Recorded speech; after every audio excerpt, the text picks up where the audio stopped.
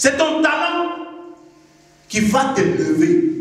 C'est ton talent qui va faire à ce que ton nom serait écrit. Amen. C'est ton talent. Si aujourd'hui on parle de Moïse dans cette Bible, c'est parce qu'il avait une verge en main. Ça a commencé à la verge. Oui, parce que les gens peuvent naître par miracle et mourir sans accomplir l'œuvre de Dieu. Tu peux naître avec ton talent, tu meurs avec, ça accomplit ce que Dieu t'a envoyé sur terre de venir faire. Tu peux naître avec ton talent sans faire l'œuvre de Dieu. L'œuvre de Dieu, ce n'est pas ça, ce n'est pas ça, ce n'est pas le pupitre. L'œuvre de Dieu, c'est d'accomplir ce que Dieu t'a envoyé sur cette terre de venir faire. Raison pour laquelle il dit malheur à celui qui fait mon œuvre avec négligence. Parce que ce que moi je t'ai envoyé de venir faire sur cette terre, si tu le fais avec négligence, tu vas me rendre compte.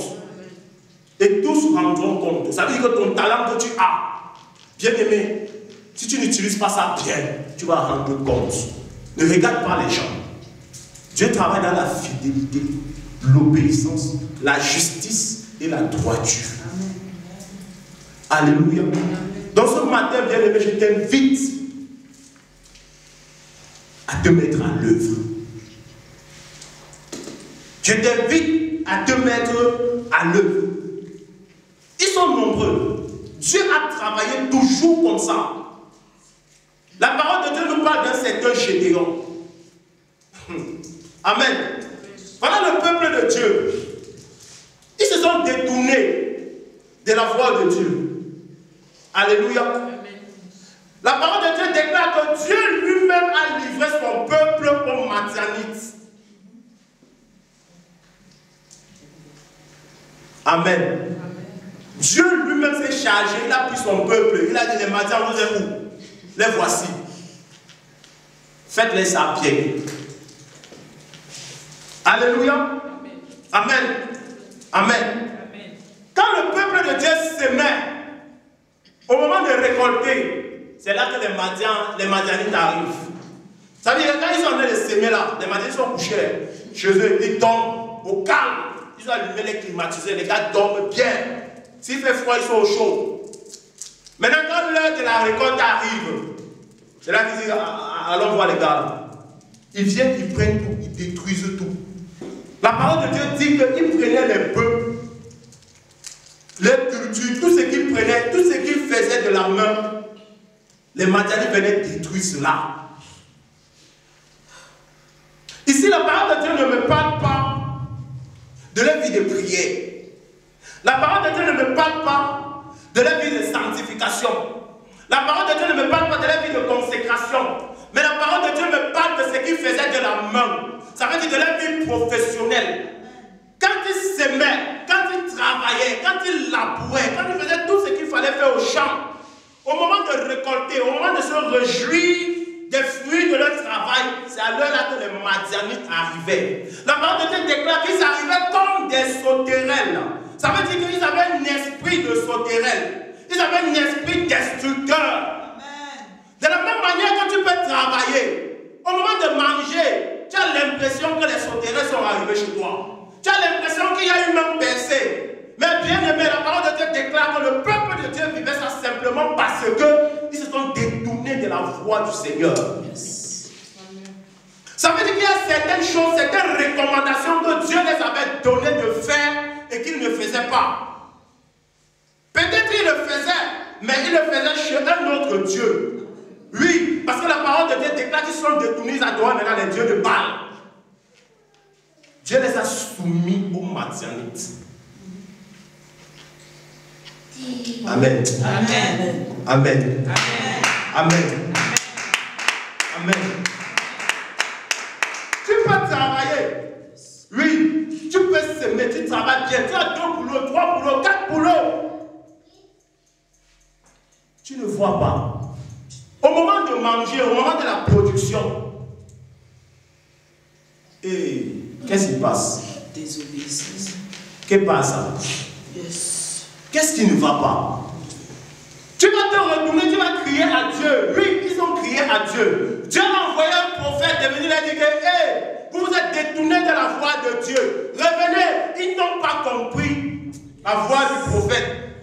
Ils ont dit non, ce que tu dis là, c'est pas ça. De la même manière que tu as enseigné sur les dîmes, sur les offrandes,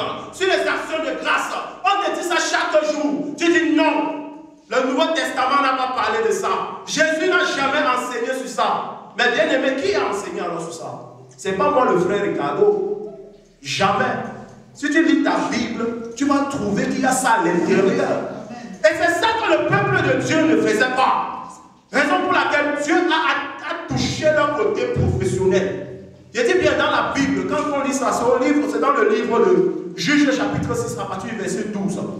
À partir du verset 1, Juges chapitre 6 à partir du verset 1. La parole de Dieu déclare que le peuple de Dieu s'est détourné de la face de Dieu. Et Dieu les a livrés aux mendiantes. Les gars venaient comme des sauterelles. Ils venaient en esprit sauterelle. Quand les sauterelles arrivent quelque part, ils viennent détruire. Parfois même, ils ne viennent même pas pour manger. Ils viennent seulement gâter. Ils viennent, ils gâtent. Tu fais quelque chose, ils viennent, ils gâtent. Tu ne comprends rien. C'est même pas qu'on vient voler, on vient, on gâte. Parce que parfois, si on vient te voler un habit, tu vas comprendre que oui, on m'a volé l'habit. Peut-être cette personne avait envie de l'habit, il a pris. Mais quand on vient, tu trouves ton habit qu'on a enlevé, on a coupé avec le ciseau, coupé, on a laissé à terre, on est parti. Tu comprends qu'il y a une méchanceté qui est là. Ça veut dire que la personne te donne même un message. Que achète encore l'habit là, tu vas voir. Alléluia. Alléluia. Amen. Mais Dieu, dans toute sa fidélité, il y avait quelqu'un qu'on appelait Gédéon. Après que Dieu envoyait les prophètes ont parlé, le peuple de Dieu a dit ah. Ils ont dit ah. Vous n'êtes pas au courant qu'ils ont dit ah. Bien aimé, ils ont dit ah. Ils ont dit ah au prophète, prophète, tu parles de trop. Prophète, si tu ne connais pas parler, il faut faire. Amen. Amen. Amen. Parle bien, prophète. Tu ne parles pas bien, parle bien. Parmi eux, Dieu a encore trouvé quelqu'un. Dieu va approcher Gédéon.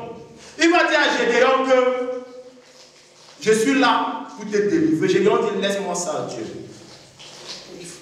Mes pères m'ont appris que tu nous as délivrés de l'Égypte. Tu nous as délivrés de ça. Mais pourquoi est-ce que ça arrive? Dieu va lui dire, va avec la force que tu as. Gédéon avait une force. Il ne connaissait même pas qu'il avait la force là. Regardez Gédéon. Il me dit, moi qui, je viens d'une famille comme ça, quelque part derrière, à beaucoup derrière là-bas, on ne nous connaît même pas. Quand on fait même des nombrements, même là, nous ne sommes pas dedans. Il dit, mais lui, mais tu as une force.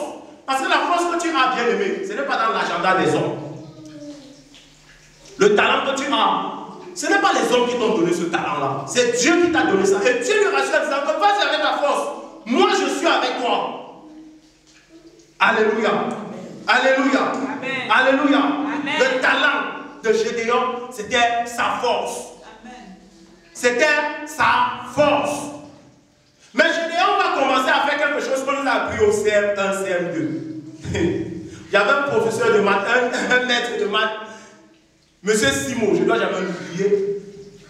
Quand il nous donnait un problème, quand il faut résoudre, il était trop strict. Il me disait toujours, le jour que je te donne un problème, si tu ne mets pas solution, opération, résultat, moi je pars. Amen. Tu vas mettre solution, opération, résultat, et tu vas bien encadrer. Amen. Mais quand je méditais cette parole, j'ai vu ça. Solution, opération et résultat. Quand Dieu vient vers Gédéon, il dit Gédéon, va avec ta force que tu as. Va avec cette force que tu as. Ça, c'est la solution qu'il donne à Gédéon. Tu pars avec ça, tu vas gagner.